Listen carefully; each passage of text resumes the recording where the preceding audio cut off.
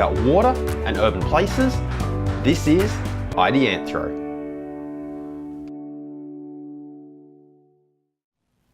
Hey everyone, and welcome back to Ideanthro. Today, I am going to take a concept that I've talked to you about previously on these videos and jam it down your throat even more so than I have in the past. I feel that with that slightly startling introduction, I probably owe you some explanation of both what the topic is. Frankly, the video would be rather useless without talking about what the topic is. Some explanation of what the topic is, and more importantly, an explanation of why I'm going to jam it down your throat again.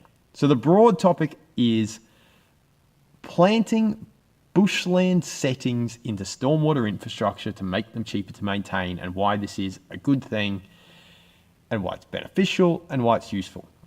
Why I'm jamming it down your throat today? Well, the story and the history to this is I was doing some work recently, scooting around on the computer, on some maps, happened to see this little pocket of bushland, like this triangular shaped pocket of bushland. I'll show you the aerial photo just now. This triangular shaped pocket of bushland beside a residential estate that looked really nicely vegetated with trees and plants and the like. Trees and plants and the like. That was a great description, Jack. Trees, canopy is what caught my attention. Really well vegetated with canopy. And being this odd triangular shape right beside a residential area, I was like, this has to be stormwater infrastructure. Maybe it's not stormwater treatment. It has to be stormwater infrastructure. I want to go and take a look at it because I have never heard of this system before. And and I feel that it's really important that we go and check out these hidden systems, because when we are working our way around this water sensitive urban design topic, we are faced with a cognitive bias, which is when we see bioretention systems and detention systems, we are far more likely, in my opinion, to notice the ones that don't work than the ones that do. Because the ones that do work and do fit into the landscape nicely just look like they're meant to be there and don't capture our attention. So we don't focus on them. Whereas the stuff that doesn't work, doesn't look right, does grab our attention, because fundamentally human brains are wired to pick out the stuff that doesn't look right, because it's a survival instinct, it's a safety instinct. You're not wired, for example, to notice the tree that's completely in place on the African savanna and doing nothing out of the ordinary. You are wired to notice the lion sitting beneath it. So I saw this. I feel it's really important to go and showcase these sorts of sites when we find them. So I was like, I'm going to check it out and see whether it is actually anything worth showcasing and worth having a look at. So I rock up on site and turns out, look, it's something vaguely stormwater. What I actually think this is that when the residential development was built, there was already some bushland here. It looks very similar to the bushland that's across the road. So I don't think this was planted. I think this is, let's call it remnant, or whether it's strictly speaking remnant by the true definition.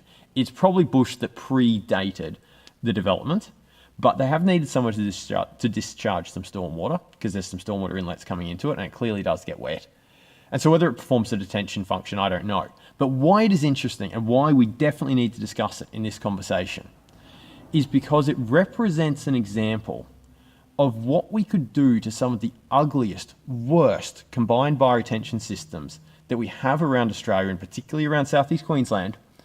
It represents an example of what we could do with those terrible sites to make them really quite nice and acceptable. Because what we have here is a nice pocket of bushland that's quite free of weeds, looks pretty good, and even has been at least a little bit adopted by the community nearby. What we have is this pocket of bushland that does all these things and blends in really nicely. So why couldn't we? Even though I suspect that this kind of got here by a different means, it might not quite be a detention system, but it's got a lot of things like it. It might not quite be a bioretention system, but it's got a lot of things like it. But what we do have in the end is a bit of stormwatery type infrastructure that looks like bushland and actually fits in pretty well to the landscape. Wouldn't it be lovely if we could take all of the really ugly bioretention systems? Now's probably a good opportunity to show some on the screen that we see in residential areas that are right behind fences next to houses and people don't like them.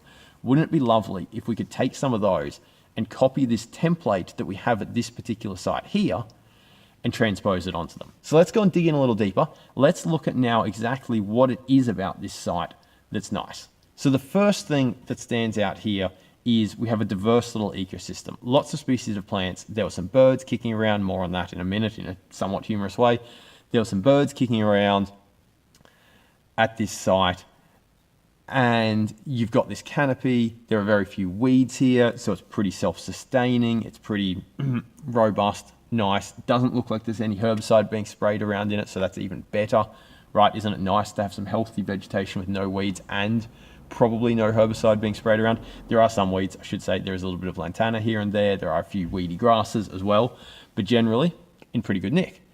The other thing that's quite nice about it, though, is that at least one little patch of it has been adopted by one of the residents here. So you go along, you walk along the back. I'll show you some photos there or some video there. You walk along the back and you see that mainly it's fenced off. People have turned their back on this. But one person who clearly has a bit of a permaculture bent has got a gate in their back fence, and they've even adopted a little bit of the bank. You can see this bit of the bank here has been cleared out. There appear to be some crops growing there.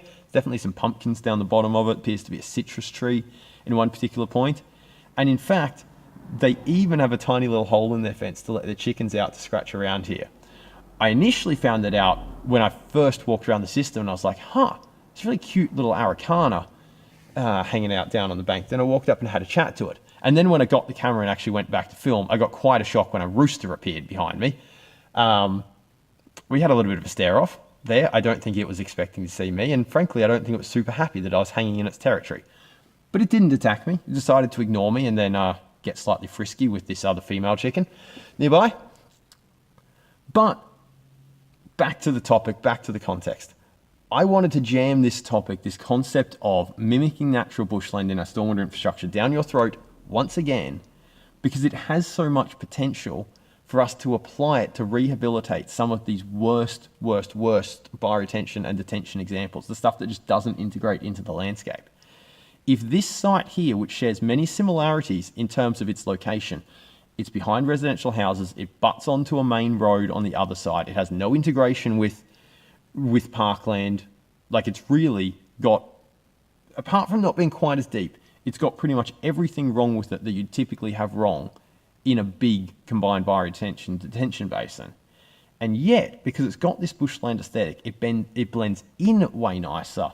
It provides some cooling, it provides some shade, it provides some urban amenity. Why is it that we are not? Why is it when councils are going out and rehabilitating this stormwater infrastructure, that we're going and trying and rehabilitate it with the same failed concept? We're trying and going in there and putting in the same 5 species of understory plants that failed in the first instance, when you've got sites like this that show a template that actually works. Come on. Seriously, this actually works. That low-growing understory template can sometimes, with maintenance, create a functional system that survives in the long term, but you have to invest into it. But when you have deep systems, they don't look any good because you see the depth of the system. But when you bring a bushland aesthetic into it, when you bring some canopy into the system and get some height into the vegetation, and it takes out the depth of the system in any of your sightlines and your visuals, you can suddenly get a system that is easy to maintain, looks good, provides amenity, looks good and provides amenity are the same things. Let's start that list again. Easy to maintain, provides amenity, provides habitat for creatures, and actually will still function as a stormwater treatment system. What more could you possibly want? Okay, and that's it. I've ranted enough in this episode. That is enough forcible insertion of bushland bioretention systems down your throat. I hope I've given you something to think about there. If you are someone who has attempted to use this sort of aesthetic to rehabilitate a bioretention system or a stormwater detention basin in the past, or heck, even a swale this concept could probably work for, I would love to hear from you. I'd love to come out and profile a site where someone has taken something that was rubbish and turned it into something that was pretty nice. Cool. Thanks for tuning in. As always, if you want to find out more about what it is that we do, check us out at ideanthro.com, facebook.com/ideanthro, search for us on LinkedIn, blah, blah, blah, blah, various social media. Okay, thanks for tuning in. We'll see you next time. Before you go, our best episodes come from your questions. This knowledge base, these discussions that are Ideanthro improve with your contribution. So if there's a topic, an idea, a concept that you would like us to explore, come and ask us. You know where to find us. www.ideanthro.com/contact, You can find us on Facebook, YouTube, LinkedIn, and that place you get your good podcasts from. You know where to find us. We look forward to hearing from you. We'll see you soon.